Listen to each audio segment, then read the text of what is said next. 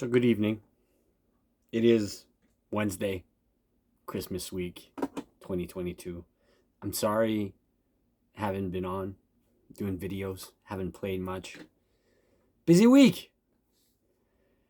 But I just want to put out my review my way. Um First and foremost, don't miss this gem. Doesn't play or feel like any other Dragon Quest. Yes, it has the Dragon Quest theme, but the originality of the gameplay and everything else around it, nothing compares to it. Nothing plays like it, nothing feels like it. It's like a totally new genre of gameplay style, which I loved.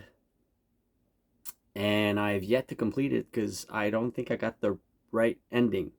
I would suggest, because in the game, you're a treasure hunter.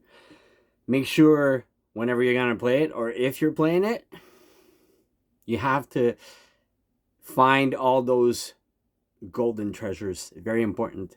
Forget about the silver ones. Pick up the golden ones. Way more rewarding, and it's you'll see when you get to the end if you finish it. I was around, I would say, 26 to 30 hours. I did the main campaign, but I did a bunch of side quests. I activated all the train station. Activating the train station is very important because you can go around the whole world a little bit faster. There's not much of fast travel, which is really painful at some part, but it makes the game fun. Like if the fast travel was there, it would make it less challenging. Because when you're questing and you're going around, it feels like a open world, like 5 different worlds, 5 different islands, and it's quite huge. But that's the catch: is you're carrying around a limited amount of treasures on you with the characters you have. Because it's the other good part of this. It's like Square Enix, Dragon Quest, the whole world, the genre. They made their Pokemon game in there. Yes, ladies and gentlemen, it's like a Pokemon game, but better. Capturing the monster is actually very challenging. You're fighting a monster freely wherever you want.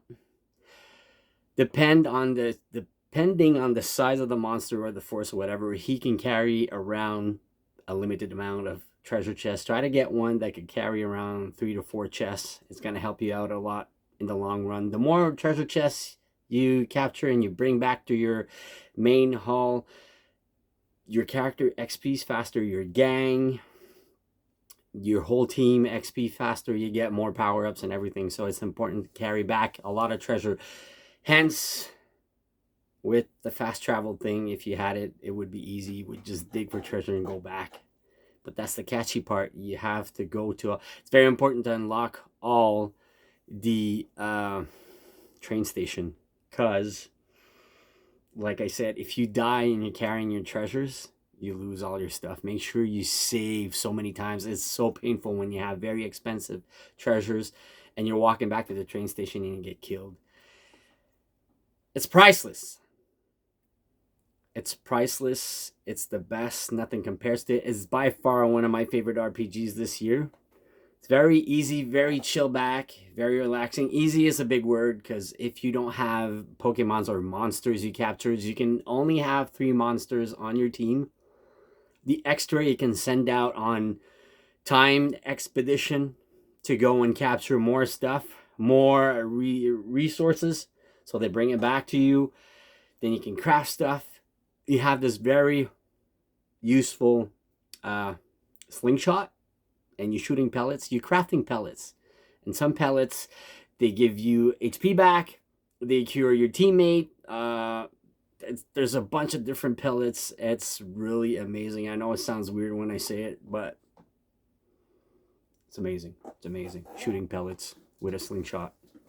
Like you're in a big boss battle, and you can just fight off the boss and shoot pellets at your teammates, your monsters that you captured, to fight off the boss, and you're healing them.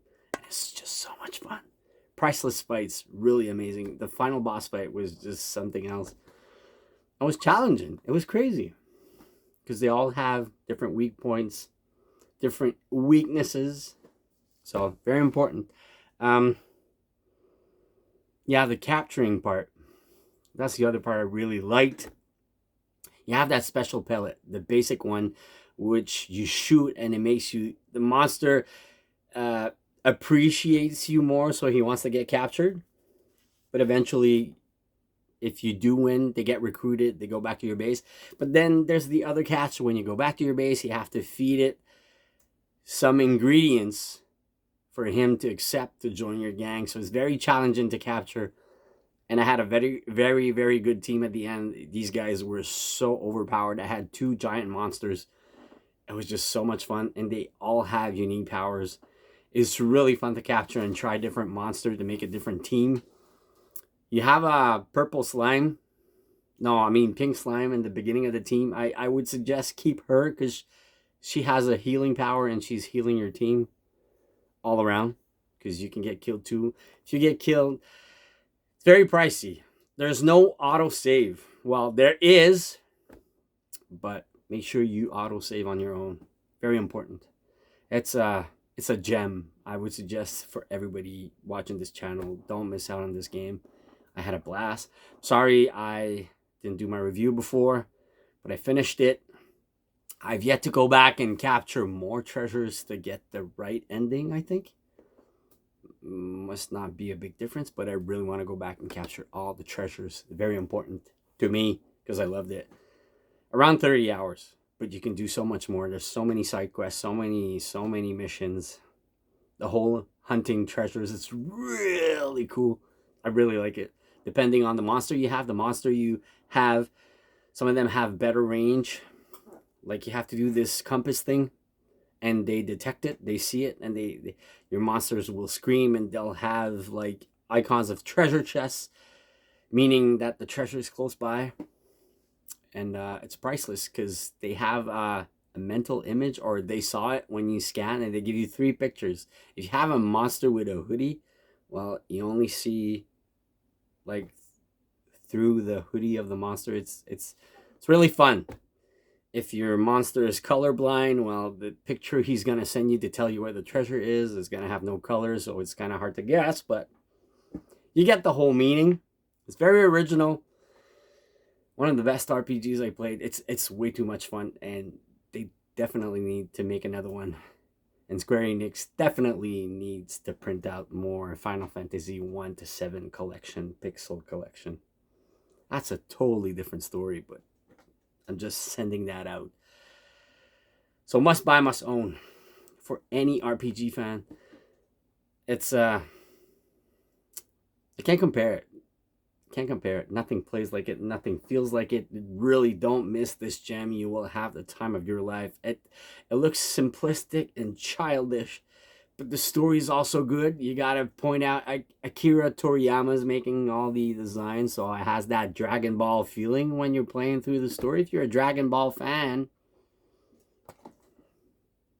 don't tell me that doesn't look like Goku, right? But the story and everything, it feels so much. They could have made a series with that, a couple of seasons and books. Story's good. That's amazing. So that's it. Hit that thumbs up. Send some love and support. I'll get back on track. Still got to finish Crisis Core. I don't want to review it. I don't want to compare it to the PSP version. I'm having a hard time with it. Trying to play through it because the voice acting is different from the PSP version. And in between, I got to play some more. I barely played with it. And I want to finish it. Well, that's it. So let's stop this. Finally managed to get a copy of this. Let's go unbox this. And we'll see you soon. It was hard to find because here in Canada, in the French part of Canada, the whole display of this game is in English. And the government down here doesn't allow us to have English covered title games like when your box is. So if you want to buy it, if I try to buy it online, I couldn't buy it online because they don't ship it to where I am. Because the box is completely English. So I figured out a way. So let's go unbox this. See you soon. Hit that thumbs up. It's Wednesday.